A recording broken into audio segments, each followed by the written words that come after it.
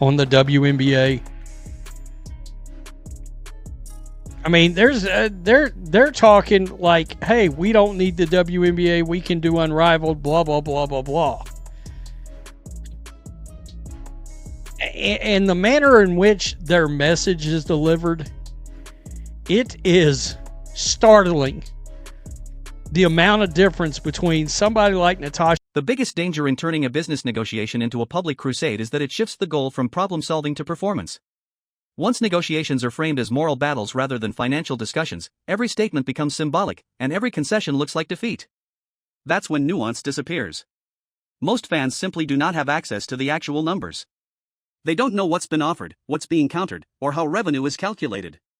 They don't understand operating costs, media rights structures, or long-term financial risk. All they see is emotion, and emotion fills the gaps where information is missing. That's where perception problems begin. When players appear angry on camera without explaining specifics, some viewers interpret that anger as entitlement rather than advocacy. Again, that may not be fair, but fairness doesn't dictate public reaction. Optics do. Caitlin Clark seems acutely aware of this reality. She understands that the same demand can sound reasonable or reckless depending entirely on how it's framed. Her approach avoided emotional escalation and focused instead on stability. She didn't deny that negotiations were complex. She didn't minimize player concerns. But she also didn't suggest bad faith or exploitation. That balance is rare and valuable. By speaking calmly and confidently, Clark kept the focus on the product, basketball. She implicitly reminded viewers that the league's growth depends not just on compensation structures, but on public trust. On momentum. On making people feel excited rather than anxious about the future. Once fans start worrying about strikes and shutdowns, interest fades. Sponsors hesitate. Casual viewers disengage. Clark's messaging helped counteract the drift by signaling continuity rather than conflict. In negotiations, leverage isn't just about threats. It's about credibility. And credibility is built by sounding reasonable to people who don't already agree with you. Her discussion is largely about, hey, we got expansion teams, we need to get out there and play ball, yada, yada, yada. It's very centered towards, at the end of the day, we need to be on the court playing basketball. Yeah, we've got boxes to check, blah, blah, blah, but the delivery of the message is so different that, I mean, let me just come out and say it. How is Caitlin Clark not the Players Union president? How is that even possible? You listen to her talk and her ability to convey a message, but the problem is there's so many players in this league that don't have respect for the delivery of the message being done in this way. Pay close attention to what just happened here, because it's easy to miss how unusual this moment actually was if you're not watching carefully. During the most important labor negotiation the WNBA has ever faced, at a time when emotions are running high and rhetoric has been escalating for weeks, Caitlin Clark stepped onto national television and delivered a message that quietly, but clearly, went against the dominant narrative being pushed by other players. There were no threats. No accusations. No dramatic warnings aimed at the league or its owners. No language about exploitation, disrespect, or lines being drawn in the sand. Instead, what Clark offered was calm confidence. A belief that a deal would get done. A belief that both sides would find common ground. And most importantly, a belief that the ultimate goal was getting everyone back on the court and letting the product speak for itself. That contrast matters far more than it might seem at first glance. For weeks leading up to this moment, public messaging around the collective bargaining agreement negotiations had been aggressive and confrontational. Several high-profile players had framed the situation as a battle between labor and management, emphasizing frustration, anger, and a willingness to shut everything down if demands were not met. That approach created tension, drew media attention, and energized certain segments of the fan base, but it also carried risk. Caitlin Clark's appearance cut directly against that tone. Without explicitly criticizing anyone, she presented a completely different philosophy. Her words suggested stability instead of chaos. Cooperation instead of conflict. Progress instead of paralysis. And the way she delivered that message was just as important as the message itself. She didn't sound defensive. She didn't sound uncertain. She didn't sound like someone trying to rally outrage.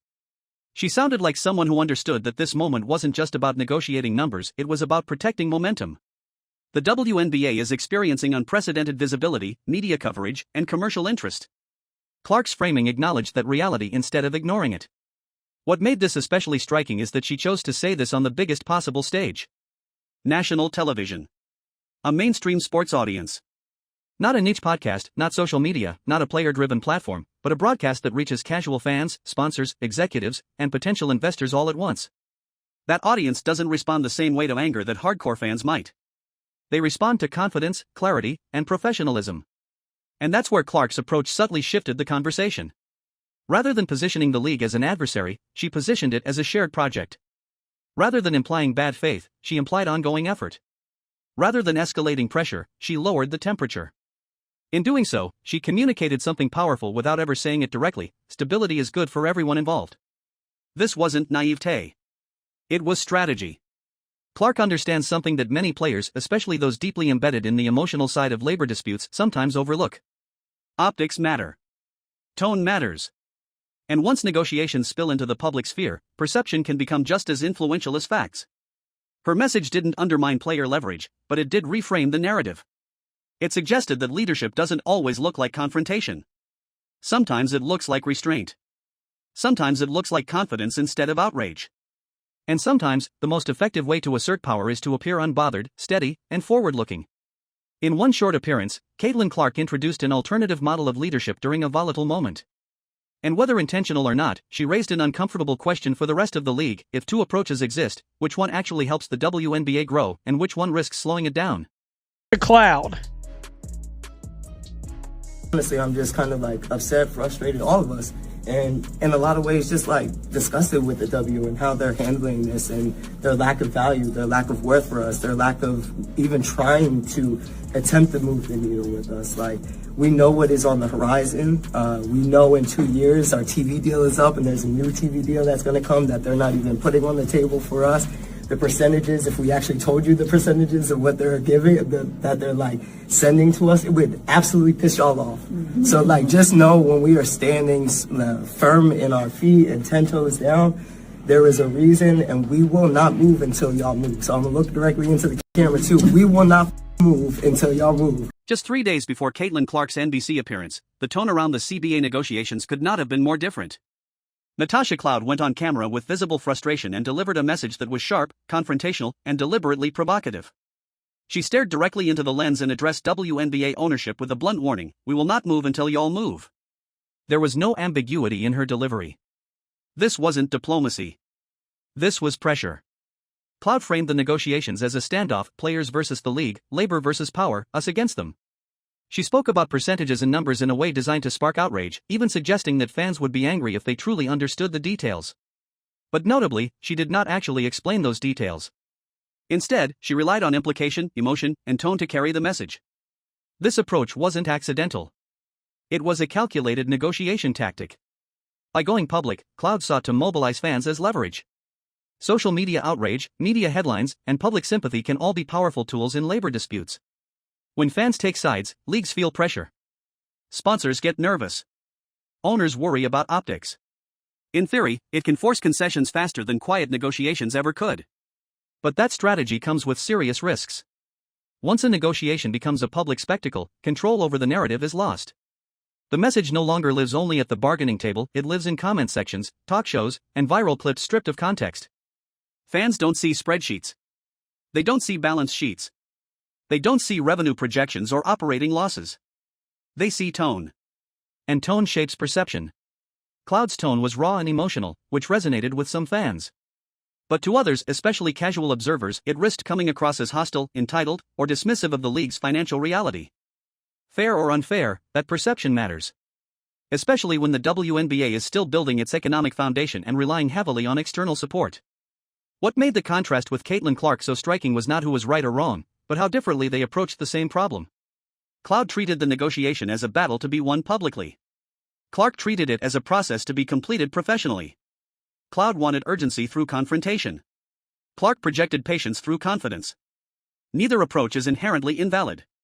Public pressure has historically worked in some labor disputes. But in a league that is still fighting for stability, visibility, and long-term growth, the margin for error is small. Alienating neutral fans or potential partners can have lasting consequences. Cloud's message rallied the already engaged audience. Clark's message reassured the undecided one. And that difference matters more than most people realize. The stark difference in delivery and like one's got animosity, the other one doesn't. She did a hell of a job last night.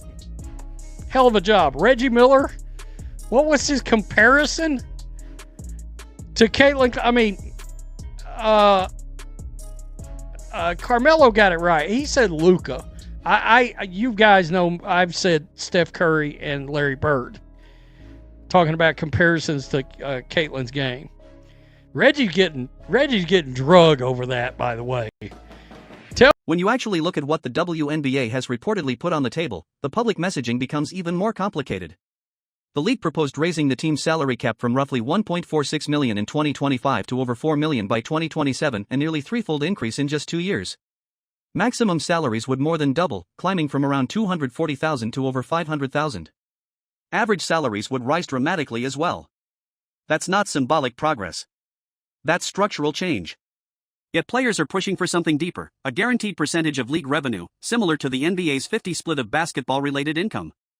The dispute isn't just about percentages, it's about definitions.